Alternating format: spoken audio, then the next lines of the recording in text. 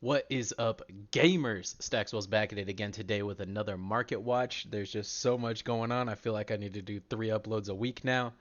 The flesh and blood market is absolutely exploding and booming still. I already made that a title though, so I guess I can't reuse that. But that's basically the theme of the market. Everything's just going to the moon essentially. Yeah, no Raid Shadow Legends ads or anything like that. Let's just go ahead, jump straight in. Tiger Stripe Shuko got bought out. My working theory on this is it was my YouTube profile picture. No, I'm just kidding. The actual reason I think is because people are finally starting to buy out the ninja card since there is ninjas coming in outsiders. Ranger and Assassin got a majority of the hype at first. A lot of people were looking to buy those cards out, and the market was really moving for those particular class of heroes. And now ninjas are finally getting some love, but for some reason, Mask of Momentum isn't getting the same love. I think this card is pretty undervalued at the moment. If you like ninja, if you plan on playing ninja in the future, I recommend picking one up. If we look here, like a year ago, this the sales history doesn't go back that far, but this does, and we could see it was like 175, and this was when Uprising came out. Right when Uprising came out, everyone thought Fi was gonna play this, so it just spiked to the moon. It's gone down because Fi likes to play Mask of the Pouncing Links more. But Katsu's always played Momentum. That's like Katsu's thing, and they're reprinting Katsu. So I think that people are gonna want to start playing this card. At the very least, they're gonna want to start sideboarding it. And it's a WTR legendary that's actually good. I think it's undervalued. I really do. I could see it hitting up to this Tiger Stripe Shuko price point. Shuko's 127, by the way. Mask of Momentum is 90. And you filthy animals bought out Pummel. We talked about it a few days ago. It was like $1, 50, and now it's $8. You guys are filthy animals, and I love it. But yeah, so anyone who picks some up, I guess congrats to you.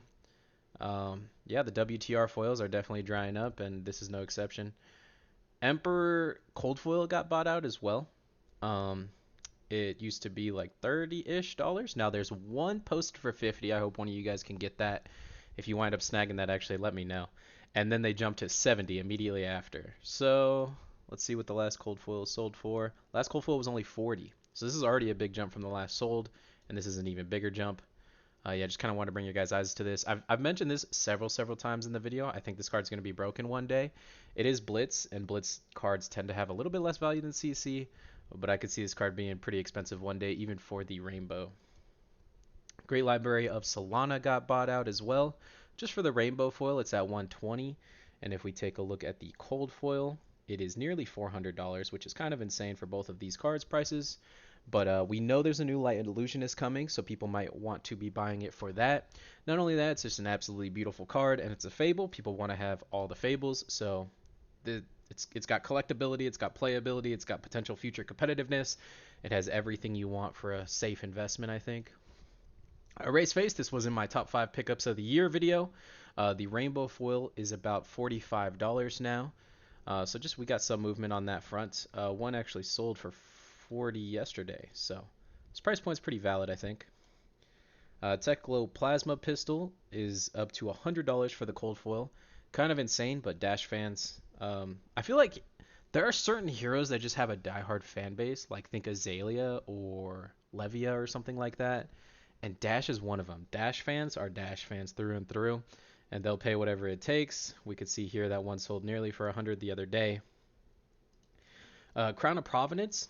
I highlight this card. I'm just kind of picking on Crown of Provenance at the moment. Um, but the cold foil is $310, where the rainbow foil is 180. So if you look at this little chart here, the rainbow's actually gone down while the cold foil has gone up.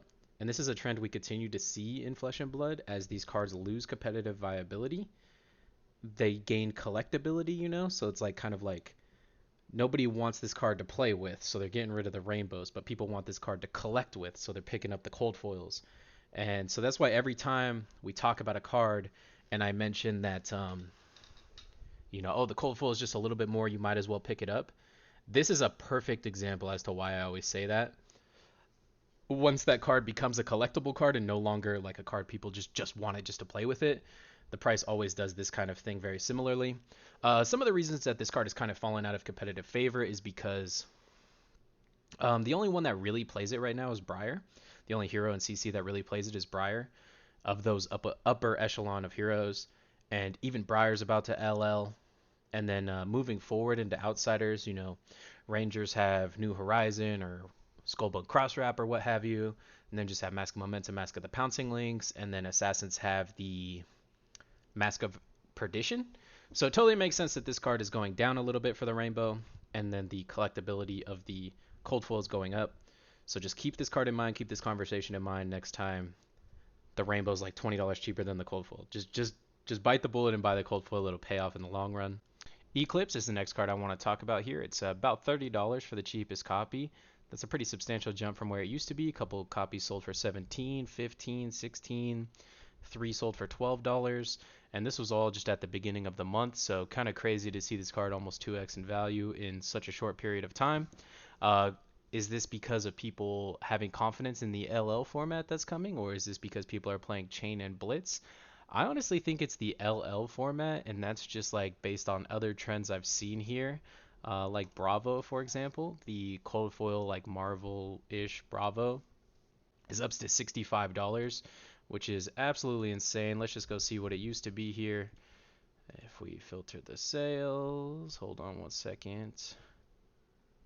So yeah, if we look like 2-ish months ago, they were 30s, just consistently 30 all the way through. Now they're up to 65. I think the same thing going on with Eclipse is going on with Bravo, in that people are gearing up and getting ready for that luxury format that will be the Living Legend format. So just something to keep your eyes on, the Living Legend stuff. Genesis is the next card I want to talk about. The Cold Foil Armory promo here is $8.50, which I think is criminally cheap. I think once PvE comes out, this card is going to be pretty hype.